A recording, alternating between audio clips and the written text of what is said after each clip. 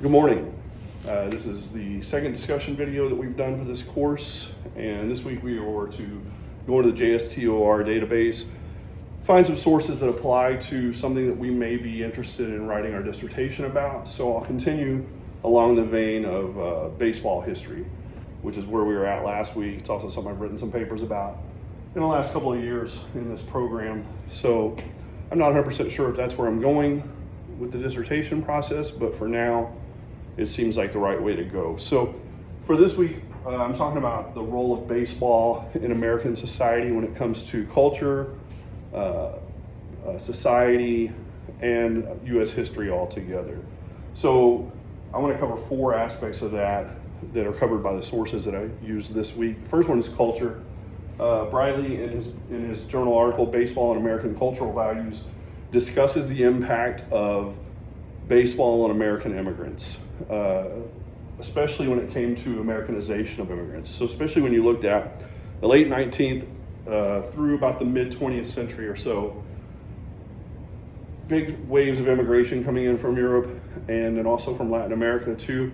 And one of the number one ways, or one of the top ways that young men were able to become Americanized, if you will, was through learning about baseball. Baseball became kind of the number one source for that, for young men, for boys, school-age boys.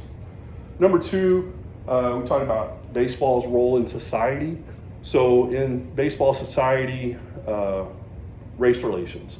So if we look at baseball, or we look at history through the lens of baseball, and we talk about race relations, one of the first things we think about is Jackie Robinson.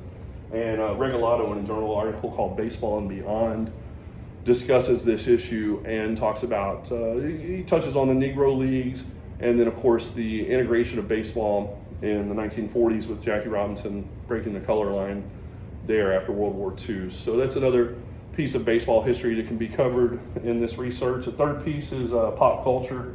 Pop culture is not really the piece of history that I look at and go, this is something I really want to cover a lot, but I feel like for baseball it has to be touched on.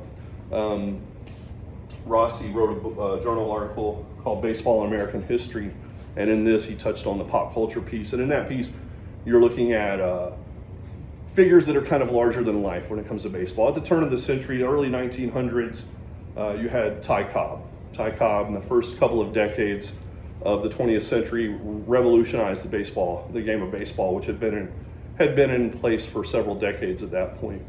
So Ty Cobb was kind of the first big name, big overall arching figure when it came to baseball. And then right after Cobb, you had Babe Ruth come along, and Babe Ruth became arguably the most famous American in the world. Babe Ruth had feats that were accomplished that were so far ahead of everyone else in Major League Baseball at the time. So Babe Ruth became, they didn't just call him the Sultan of Swat for no reason. He was larger than life in both baseball and in pop culture. And then you had people like Joe DiMaggio who came along, and Joe DiMaggio kind of walked that line between Hollywood and baseball, married to Marilyn Monroe, and was just considered the most popular baseball player of his time as well, a little bit after Ruth in the 30s and 40s. And then lastly, baseball, when it comes to economics, we look at economics through the lens of baseball. Stephen Rice is a sports historian, primarily focused on baseball, and has several works that he's written that cover this. And I find it very interesting if we look at the growth of Major League Baseball, and if we look at the formation of the American League. Formation of the American League in 1901, after only having one major league for baseball. From 1876 to 1901, you had the National League only. 1901, the American League is formed. Well, why is there what's the need for a new major league caused by? Well, it's caused by urbanization. It's caused by more leisure time for workers. It's caused by the growth of labor unions who are fighting for more leisure time, shorter working hours, which leads to more leisure time, which led to the demand for the most popular leisure activity of the time, baseball.